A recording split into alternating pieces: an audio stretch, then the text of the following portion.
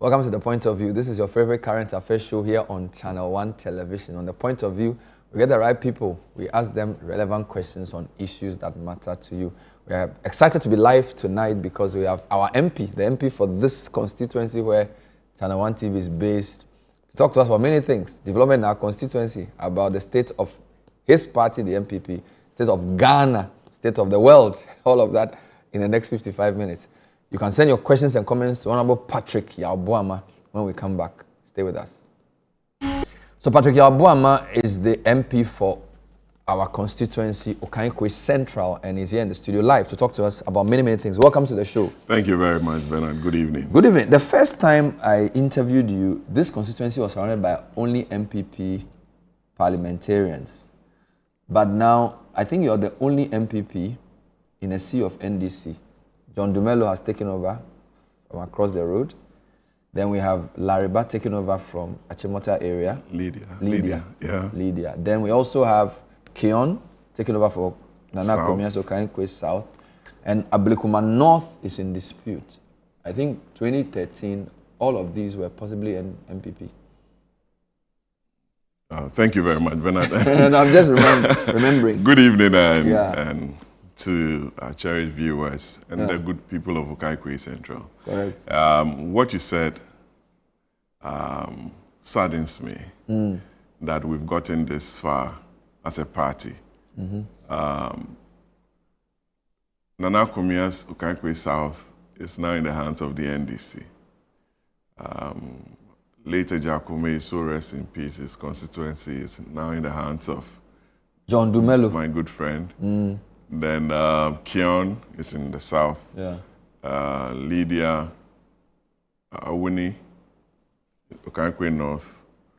Then Ablikuma North is undecided. You could even say Ayawaso Central, which is across just the corner. It's been taken over from Henry Korte and Isikwe. I think his name is what's his name? Tubazu. Honorable Tubazu. Yeah.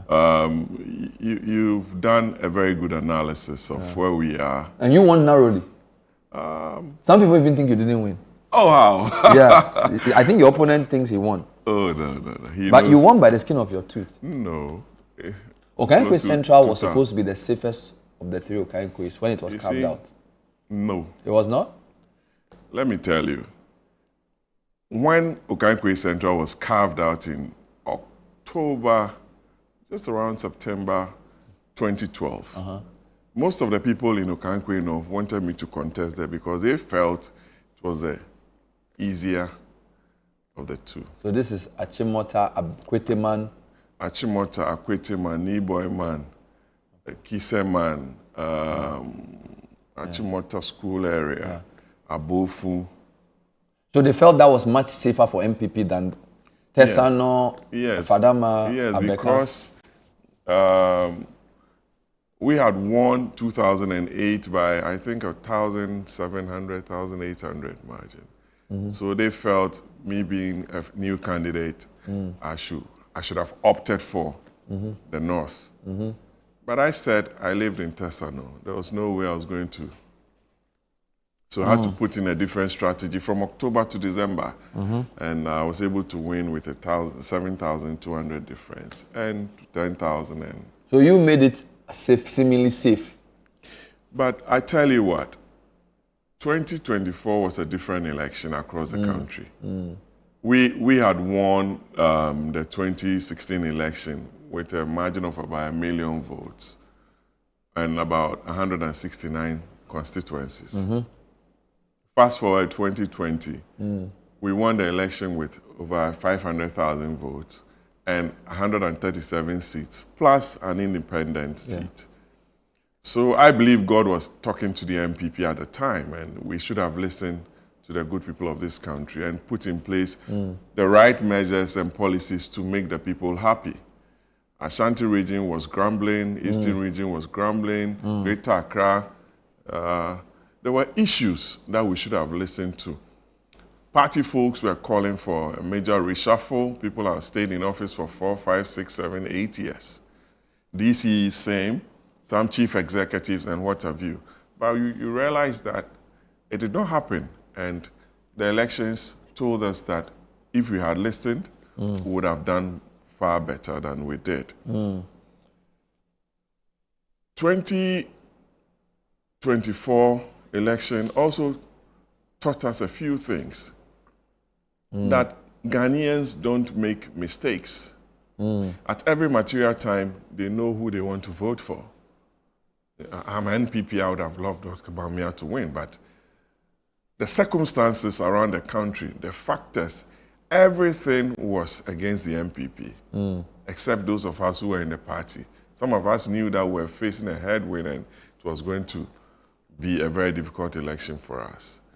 I put in place the right strategies to win. I knew by 7:30 of election night that I had won the election because I had my system of calculation and collating my results. So by 8 p.m., I told my people to go to the center and continue with the collation with the EC because I knew my results. But you needed a recount to finally be declared a winner. There wasn't a recount, Bernard. Really? This was what happened. The EC has a way of collating their results from polling station to polling station. And on election night, right after 6:30, they started collating their results. Your reporters were there. The screens were there showing the results being transmitted on their portal for everybody to see with the polling station codes. They got to 138 out of the 140 polling stations, plus the declared results from the special voting, which I had won. That was when City or you were then ChannelOne last year, had projected I had won the election and you were forced to pull down your results because some people went there and said that NDC had won the presidential and they don't see any reason why Boamah should win the parliamentary. But those are two different and distinct elections. Fair enough, but there was a recollation nonetheless. There had to be because the EC on 21st December then did a recollation and then announced that you had won. Because of the dispute. They had to complete the collation because they were left with 2 polling stations to add. And if they had even given all those votes to the NDC, I still would have won the elections. So you prefer to use the word a complete collation? Because there's nothing in CI 127 that talks about recollation. Well, the EC themselves described what they were doing at the police head office, police training school, as a recollation. That's what they described it as. So we use that. Yes. I'm not here to no, I agree with you. But to be fair, this has been your toughest election, even for you, in this constituency. Yeah, because given the situation of the country, if factors were going to affect my party and government, definitely it was going to affect me, regardless of what I had done. If I hadn't performed well, I tell you, I would have lost the election. Does the NPP know the reason why it lost so badly? Bernard, that was the reason why we, as a party, asked Professor Michael Quay and his team to go around the country, to ask around the country the reasons that led to our defeat and our abysmal performance. I'm of the view that aspects of the report that affects constituencies must be known to them to enable them put in place the right measures to recalibrate and prepare themselves for 2028. We as constituencies ought to also do some analysis and compare with what the Okwe report generated. It hasn't happened. It's not been made public, or do we know if his report even looked at constituencies or just a national picture? Yeah, they went around constituencies, but it was, for me, it wasn't that thorough. In terms of constituency level? Yes, because every constituency has its own issues.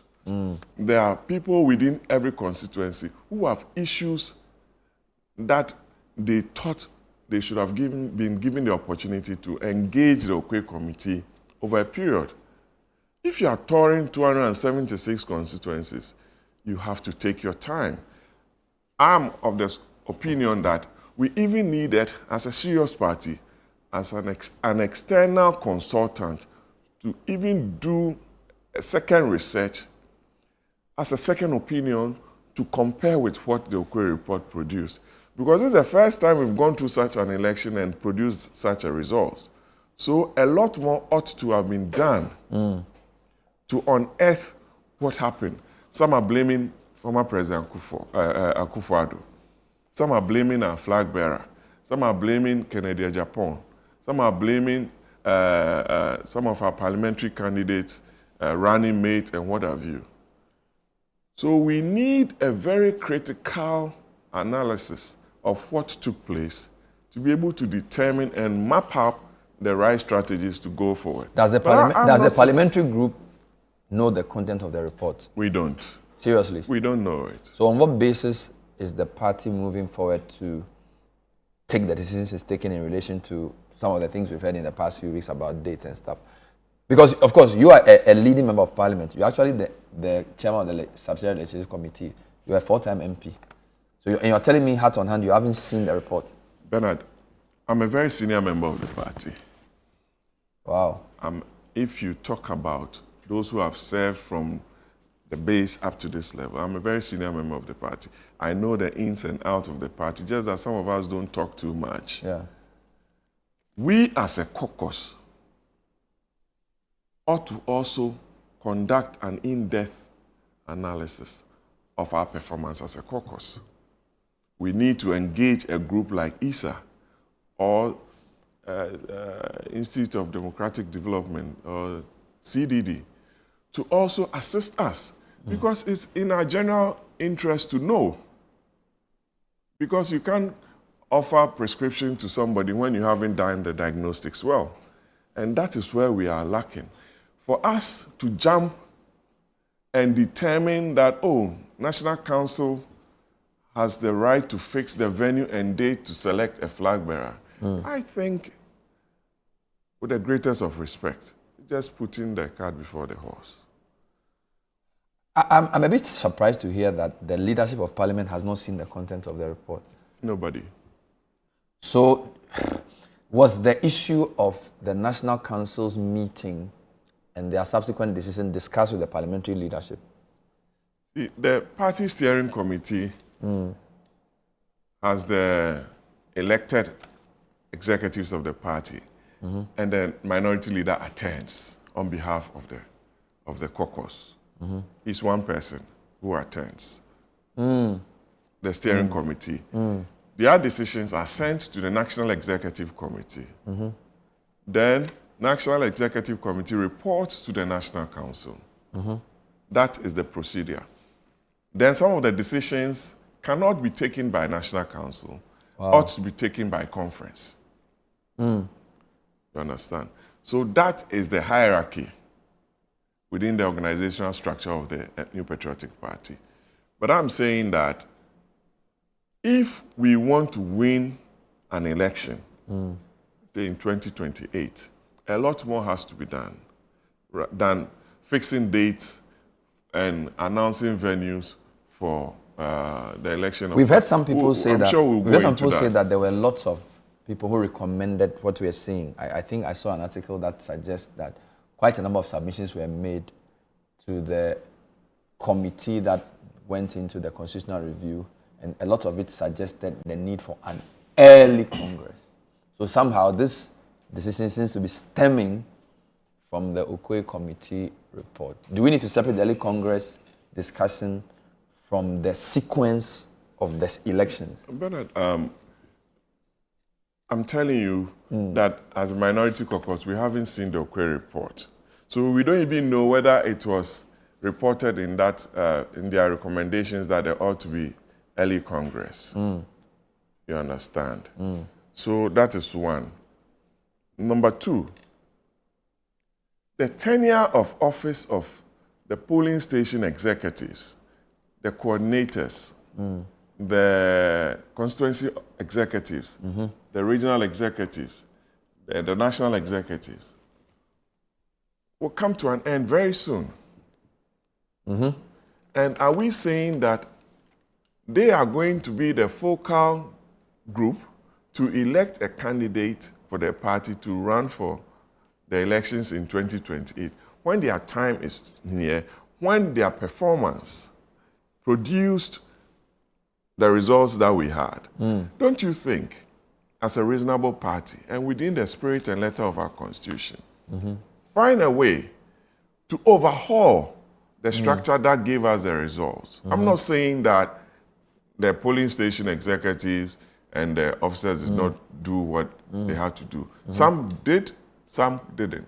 And I'm telling you that somebody is sitting in Okankwe Central whose ambition is to become a polling station executive in the next election when the polls are open, nominations are open, so that that person can also come and say that, look, I want to be a polling station chairman here because I identify these issues, and if we put in the right measures, we should be able to overturn the results in, let's say, MESPA school. Somebody also wants to be a constituency officer, a regional officer, and a national officer. As we sit, our national chairman is indisposed. A big party like ours is on the shoulders of the general secretary.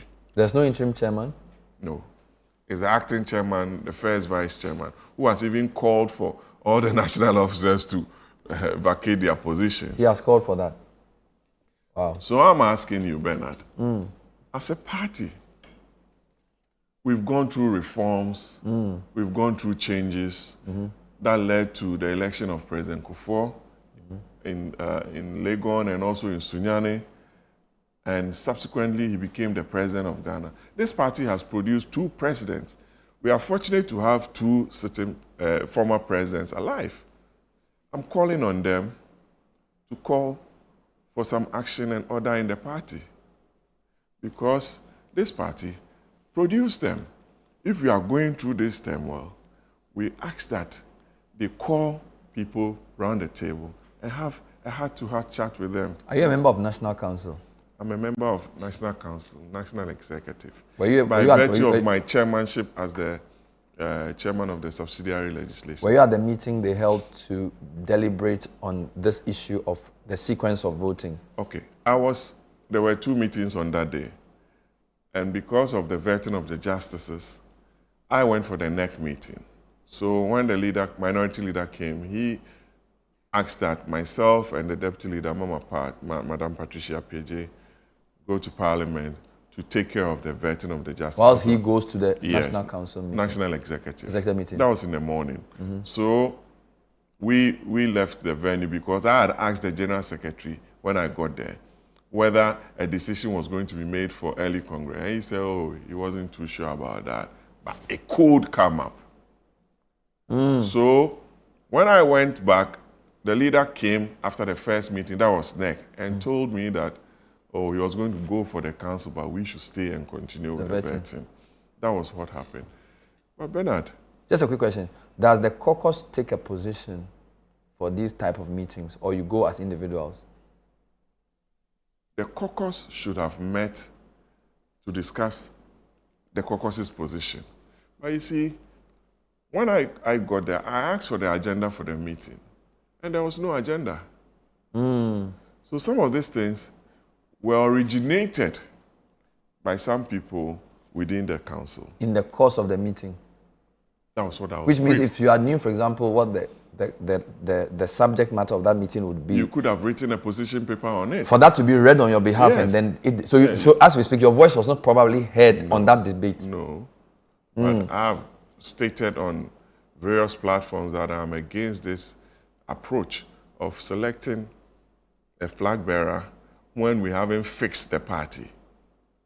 We need to fix the party.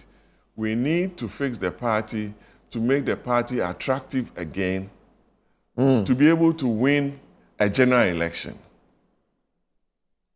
That is why I said we need a very organized and disciplined party to elect a president, not a flag bearer. Because those declaring to be flag bearers and what have you, what are we standing on? What are we going to be standing on to win a general election?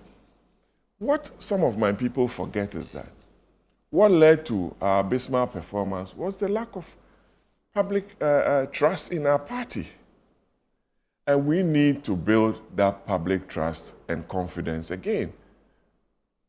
Because it cannot be that you go into an election and produce this result, and all you are interested in is to electing a flag bearer. Nobody does that. What I've been told, but I think I interviewed the General Secretary here, one of the things I heard was that sometimes you need to stop the war of attrition. And I suspect they feel that there are too many elections. All these levels of elections will further divide the party. And because the party is already divided, if you meant it by choosing the leader, those at the bottom have no reason to fight because they will all have to rally behind the leader. That's the logic. I'm not saying I agree with the logic, but that's my understanding of the logic. I've been in this business way before the General Secretary. I'm telling you with all due respect. I was in Sunyani for the election of President Kufuor. The contestants at the time, Malik Alhassan Yakubu, J.H. Mensah, J. Kufuor, Nana Akufo-Addo, Kofi Kunodo Apreku, Kodua, and co. Big boys in the party. They all respected the will of the Congress that elected President Kufuor because they put in place the right measures and everybody saw the transparency in the process. And they respected the party's choice. My view is that if you don't take care and you purport to rush the process and somebody feels the process was skewed one way or the other because the Electoral College was not reformed to reflect the times, how can you call that person to come and join a campaign wholeheartedly? That must be a source of worry to any of the aspirants who are declaring or who have declared so far, that you need to carry the entirety of the party, the spirit and the body of the party behind you. I'll give you one example. When Nana Akufo-Addo beat Alan Chemartin in 2014, Alan Chemartin followed Nana Akufo-Addo, President Akufo-Addo, yes, excuse my language, yes, across the country, and was even the one introducing him before he spoke on the campaigns, because he knew the outcome of the elections was fair. That was under this is 2014. Yeah, Foucault and Cabinet Japan. That gave us that big victory because there was transparency in the process leading up to the election of parliamentary candidates and also the flag bearer. And you saw what happened when people were not given the opportunity, suspension here and there, you are not qualified. It gave us that result in 2020. Like I said earlier on to you, that we're being told spiritually to look internally and reform, but it fell on deaf ears. But I want to believe people have started writing opinions about the Constitution.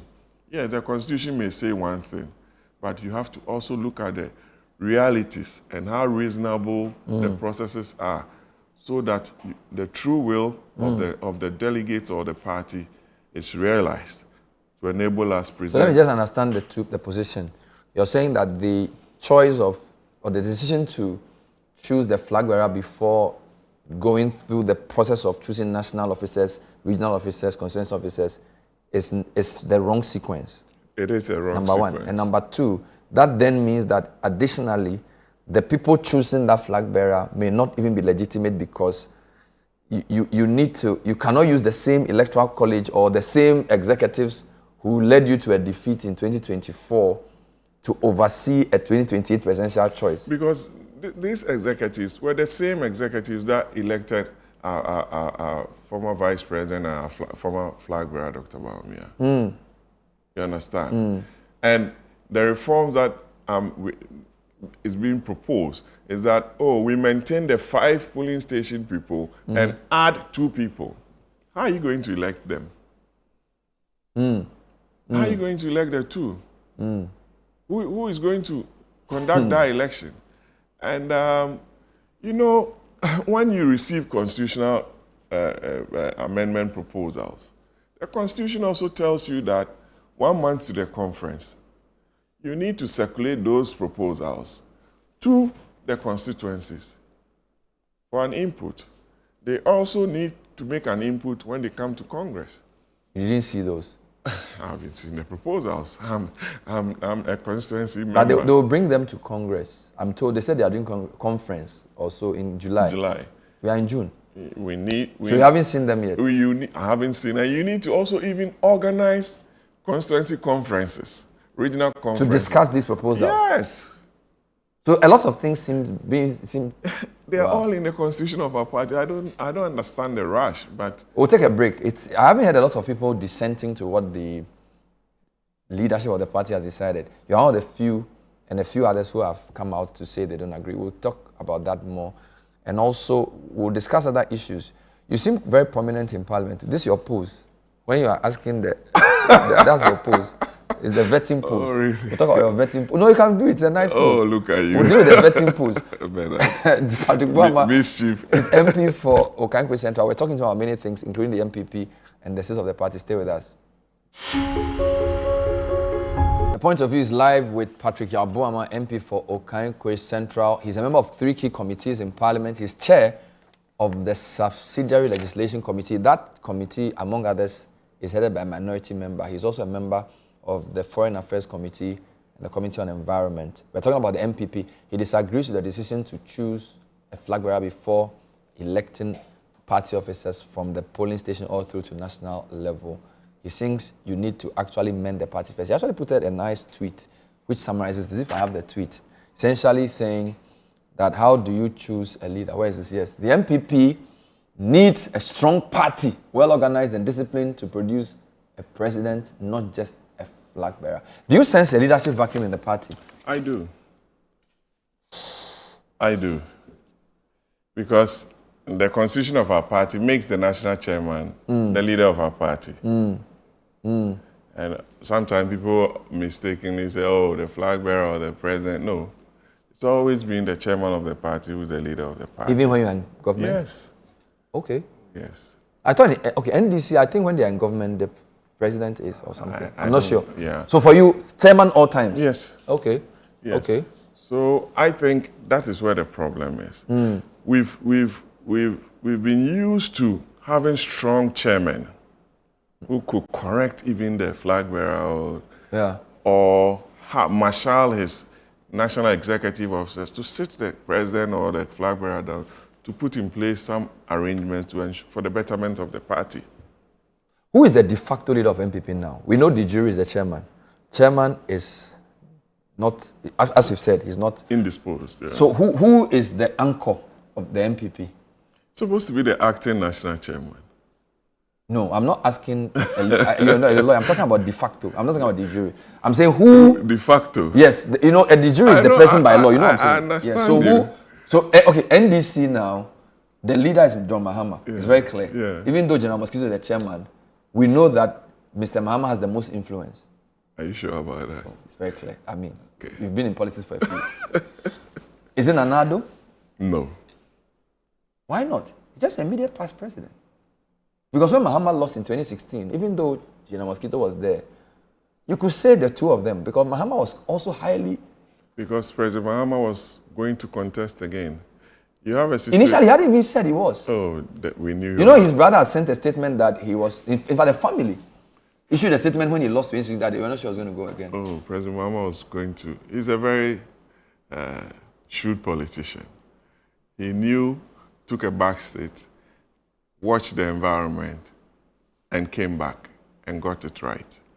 Anyway, so are you saying that that's a different scenario? You can't compare oranges with that? No. But NPP now... We don't have... Akufo-Addo was president for 8 years. See?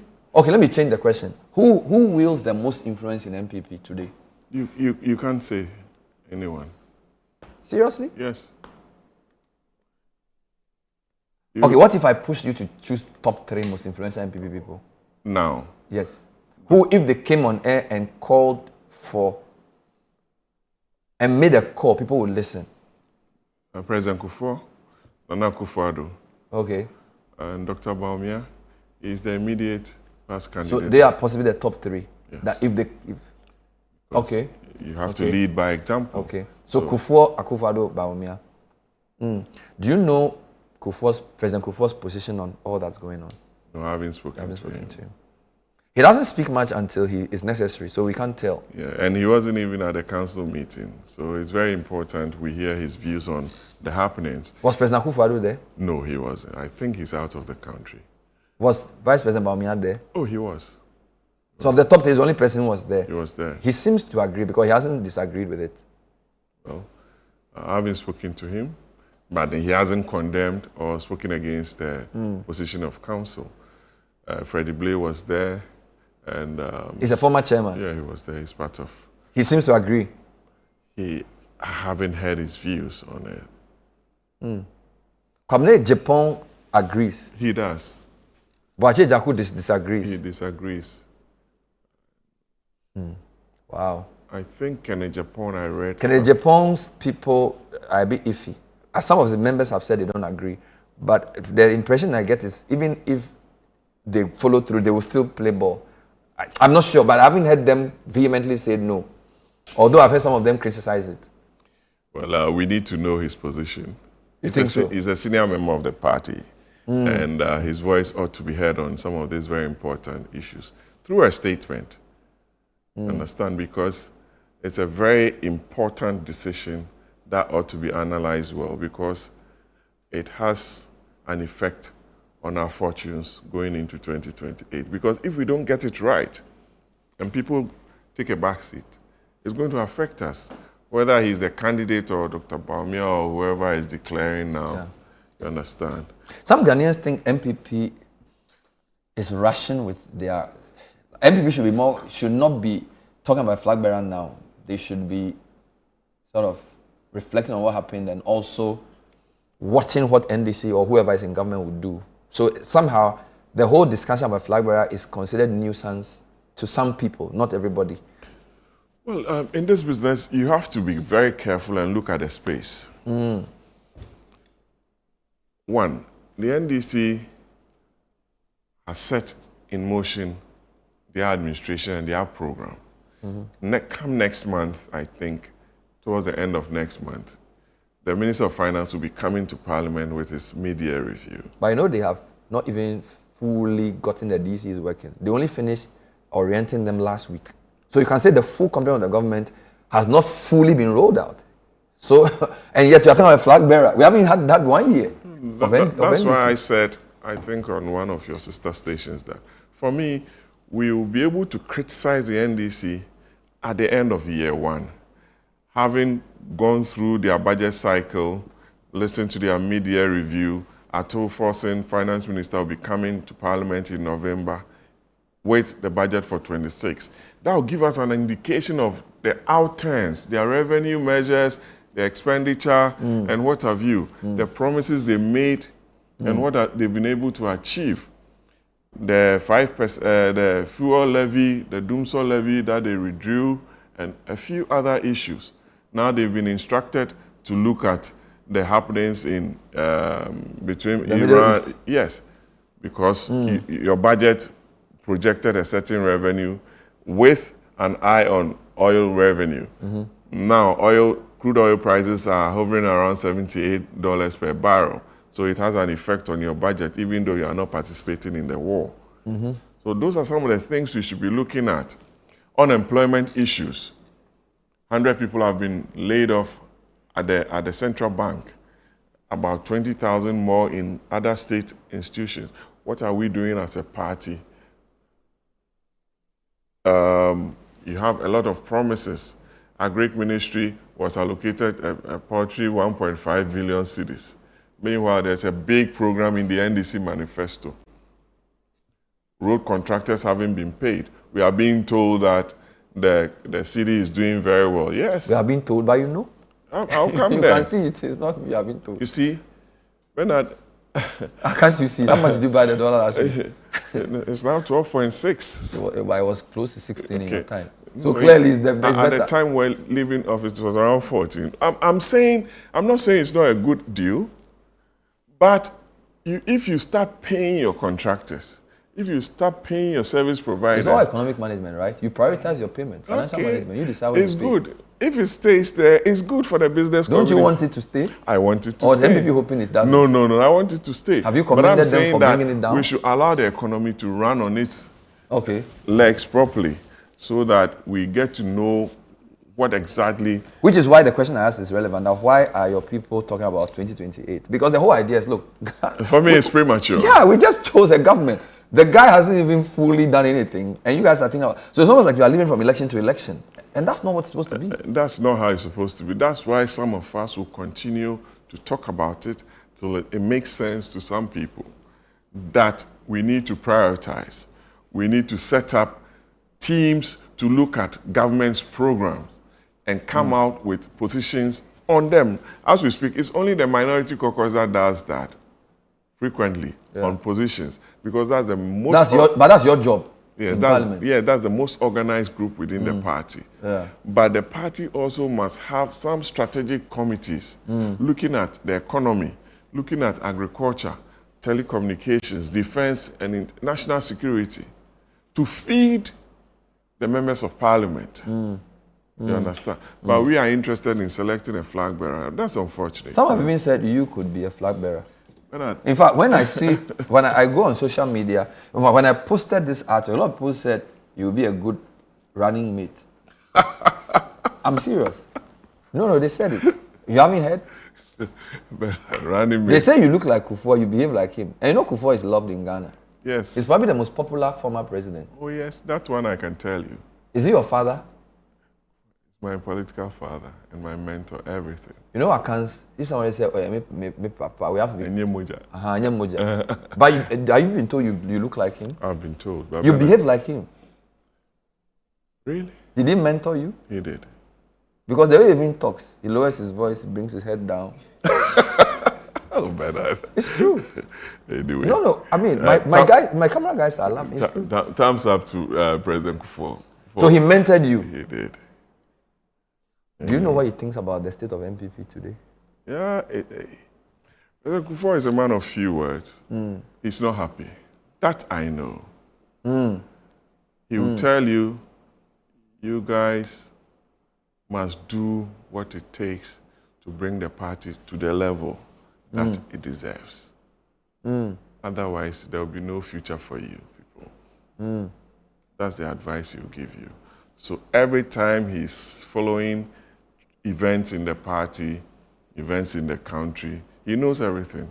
He listens, he follows everything. He will discuss everything with you, and he's very sharp. He's worried about the state of the party. That I can tell you for free.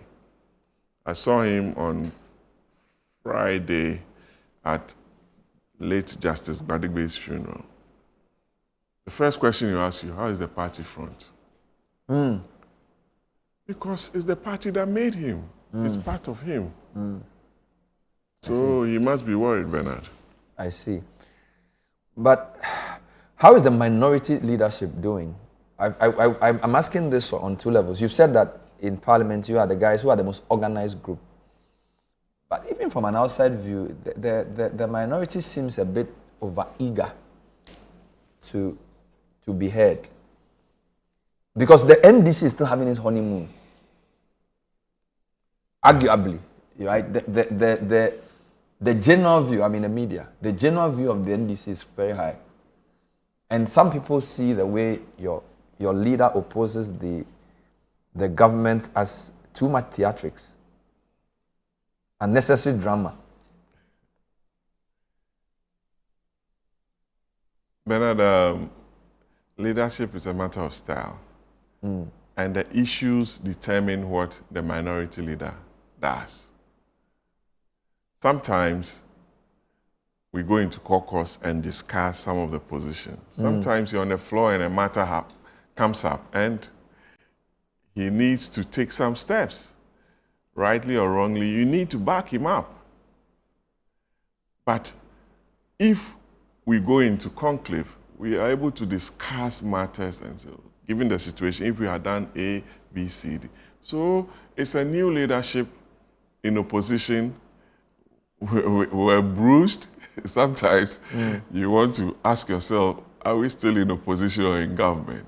But I believe the leader is doing his best in the circumstances. And some of us will continue to offer the best advice to ensure that we get the right image, the right posturing, carry the right message to the people. But he's clashed a lot with the chairman of the appointments committee. A lot.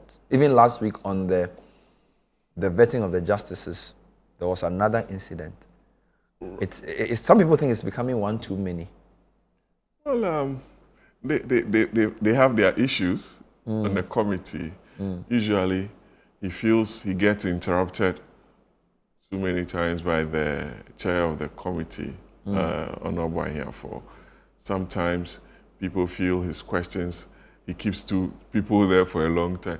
But minority leader has unlimited time by the conventions that we've always followed. From Bagbe's days, Honorable Bagbe's days, to Haruna Idrisu, Eche Mensah, and what have you. Because I, as a member, will be given 3 questions and a possible follow-up. So sometimes members fill in those questions to the leader. You understand? So that he will fill in the gaps. And he gets some extra information from the public, even as he sits and asks questions. People will be sending you messages. If I'm unable to ask, I have to ferry it through Jerry or to Madam Patricia PhD, so that we satisfy the generality of the public, so that they don't see us as not having done a thorough job. I see. Somebody will send you questions, personal questions that you see that this one is too personal and you can't ask. I see. But that person will call you after the event. But you seem to have a friendly tone for your questions, even though not all your questions are friendly. But I'm there to do some job.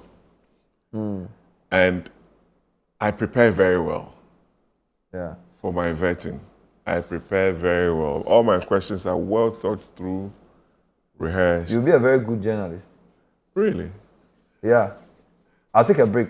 When we come back, we'll wrap up. There are a few issues. He chairs an important committee, which I believe has to deal with LI 2462 and other issues. Stay with us. We'll read your comments too. We're back with Patrick Boamah. Let me read a few comments for him. Hi, Bernard. Kindly find out from Patrick Boamah if he's indeed a winning second.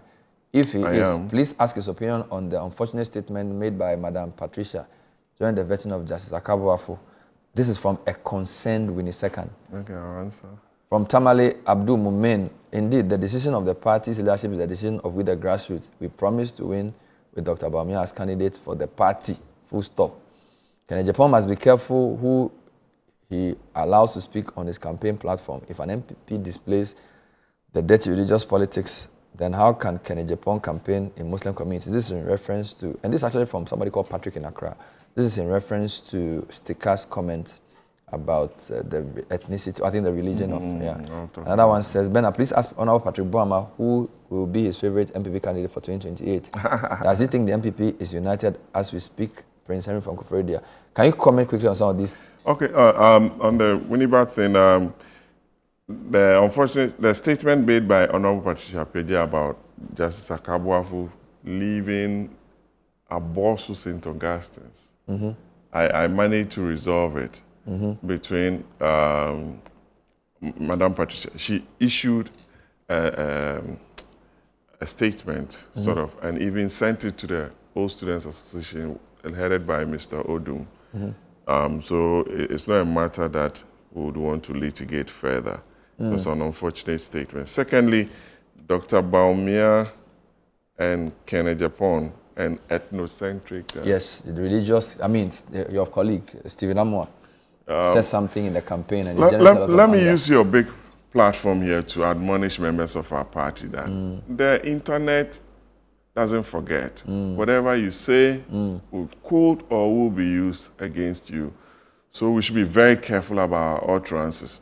You saw what happened in the last elections, and senior members of the party must be very careful with what they say. And somebody said, my favorite candidate for 2028.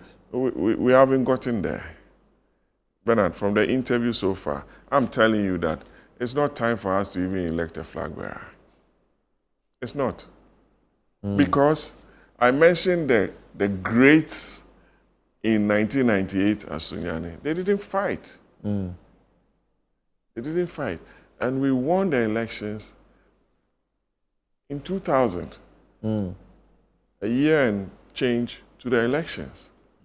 Right after the election of the flag bearer, when we had put in place the right measures. Let me ask you, do you know the NPP national officers? Apart from Justin Kodua and Stephen Tim, can you mention? But you can mention the I think I know the one guy, the organizer, Anabi. Yes. Those are the ones I know. Put the NDC executives and our executives, like for like. We need to do more, build capacity, get people who are very grounded. Go and look at our national officers for 98. Do you remember Major Kwashiga, late Kwashiga? National organizer. What's our national organizer? Ajeni Boateng. No, Damboche. Took over from. Yes. Ajeni. Where is Damboche? Why is he not speaking? He's not happy. People are not happy. Why is Kojon Pienim quiet? Why is Kwam Pienim quiet? Where is Isaac Kosei? Where is Osafu Mafu? Isikwe is not too well, but he's fine. Papa Usu Ankuma, where is he? He could easily become national chairman of our party. Why are they quiet? Haji Halima Mahama, why wouldn't she become a national officer? You need people of that caliber, you think? Wait. To come and restore the party. Yes, we are talking about image restoration and winning of public confidence. And you need such people. Isaac Kosei, why can't he become Maybe they've handed chairman? over the baton, they are tired. They can't be tired. You are tired when you have fixed the issue and hand over to a group that you believe will Let me end with Galam say, will LI 2462 be amended or repealed? Because you are chair of a key committee. The LI has matured. It's coming to being as the law. Amended LI. Yes, LI 2462 came into force on the 19th. Friday. Yes. No, Thursday. Thursday. Last And Thursday. this amendment took away the power of the president to... Yes. But that wasn't the promise of the National Democratic. What we wanted them to do was to repeal it. So your advocacy must continue because... So wait, just explain. So now that it's been amended, must it stay for a certain period before it can be repealed? No, it's become law unless they want to repeal the entirety of the airline. That's what civil society is demanding. Then they must push for it. And what process must they go through?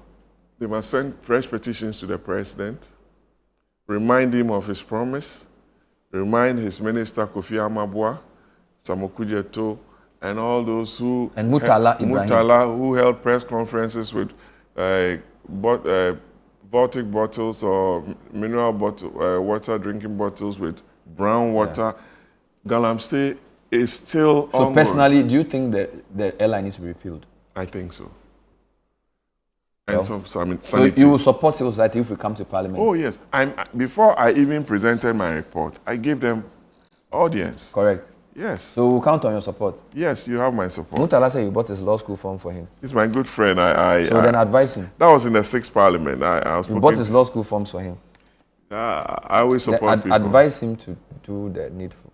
I will do that, Bernard. But Boamah, I wish you well. Thank you. Thank you very much, Bernard. And MP have a for- good evening. Thank you. MP for Kankwe Central, MP for the constituency that Channel One Television is located in, speaking to us on a number of issues. Thanks for watching. We'll see you next time. Bye-bye.